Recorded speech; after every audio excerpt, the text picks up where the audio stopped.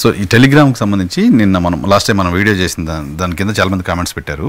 So ఈ video ద్వారా నేను చేసే అప్పీల్ కూడా ఏంటంటే, మీకు ఏమైనా డౌట్స్ ఉంటే ప్రస్తుతానికైతే ఈ కామెంట్స్ రూపంలో పెట్టండి. ఫర్దర్గా ఒక ఫోన్ నెంబర్ కూడా ఇస్తాను. ఆ ఫోన్ నెంబర్కి మీరు వాట్సాప్ చేయొచ్చు మీకు సంబంధించిన ప్రాబ్లమ్స్ ఏమైనా ఉంటే.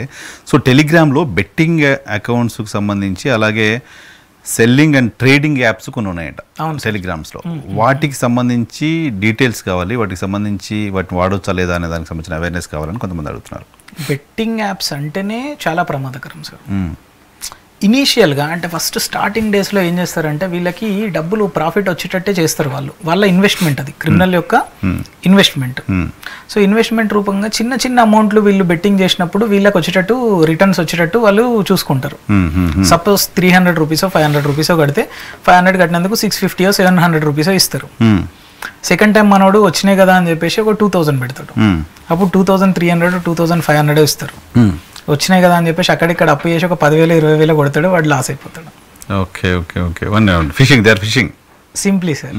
So human mind set always ఎట్లా ఆలోచిస్తుంది మీకు తెలుసు కాబట్టి, ఏదైనా సరే ఈజీగా వస్తుంది అంటే జనాలు అట్రాక్ట్ అయిపోతారు చాలా ఈజీగా. ఇంతకుముందు మొన్న రీసెంట్గా ఒక కేసు వచ్చింది.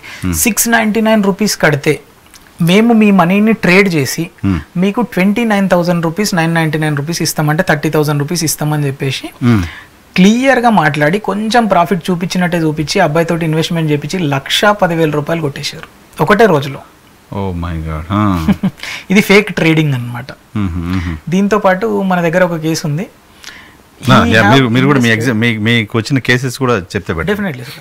సో ఆయన ఫేస్బుక్లో చూసిండి, ఇది టెలిగ్రామ్ కాదు, ఫేస్బుక్లో ఎక్కడో వస్తే ఇట్లా పర్టికులర్ యాప్లో ట్రేడింగ్ అని చెప్పేసి వెళ్ళి ఫస్ట్ స్టార్టింగ్లో ఆయనకు ఒక డాష్ బోర్డ్ ఇచ్చారు. ఇది మీ ఐడి పాస్వర్డ్, మీరు ఇక్కడ మీ మానిటర్ చేసుకోవచ్చు, మీరు పెట్టిన డబ్బులు ఇట్లా పెరుగుతూ ఉంటాయని చెప్పేసి. సో అట్లా పెరుగుతూ ఉన్నాయి. ఆయన పెట్టిన 1,00,000 రూపాయలు 3 లక్షలు అయింది. దాని తర్వాత మళ్ళీ ఒక 2 లక్షలు పెట్టిండు, విత్డ్రా చేద్దాం 5 లక్షలు అని చెప్పేసి అది అట్లనే పెరుగుకుంటూ ఇంకొంచెం పోయింది. అట్లా ఆయన 13 లక్షల రూపాయలు కట్టిండు.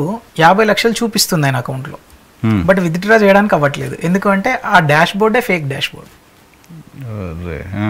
ఫేక్ డాష్ బోర్డ్ క్రియేట్ చేసి ఆ డాష్ బోర్డ్ నుంచి వెళ్ళి వీళ్ళు మనీ విత్డ్రా బ్యాంక్ అకౌంట్కి వేసుకోవాలి జనరల్గా అయితే. సో వాళ్ళు క్రియేట్ చేసిన యాపే ఫేక్. మనం ఎప్పుడైతే రివర్స్గా మాట్లాడతామో, నువ్వు మాతో రివర్స్ అయినావు అని చెప్పేసి బ్లాక్ చేసేస్తారు. ఒకసారి బ్లాక్ చేసిండంటే అప్పుడు వీళ్ళకి అర్థమైపోతుంది వీఆర్ ఇన్ ట్రాప్.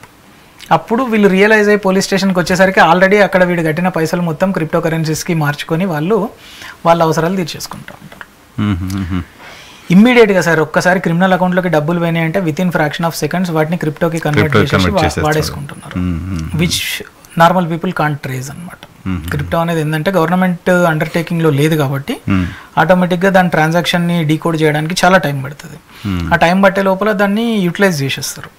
యూటిలైజ్ చేసేయడం సింపుల్, బట్ ఏదో ప్రొడక్ట్ కొనేయడం కానీ, ఏదో హోటల్స్ బిల్ కట్టుకోవడం కానీ, అట్లా క్రిమినల్స్ ఇక వాళ్ళ లైఫ్ స్టైలే వేరే ఉంటుంది కాబట్టి ఆ రకంగా వాళ్ళ ఇంటెన్షన్ చాలా క్లియర్ కదా. 100% తీసుకున్న డబ్బులు మళ్ళీ ఎక్కడ ఇమీడియట్గా ఇన్వెస్ట్ చేయాలనే దానిపైన ఒక క్లారిటీ ఉంది. అంతే.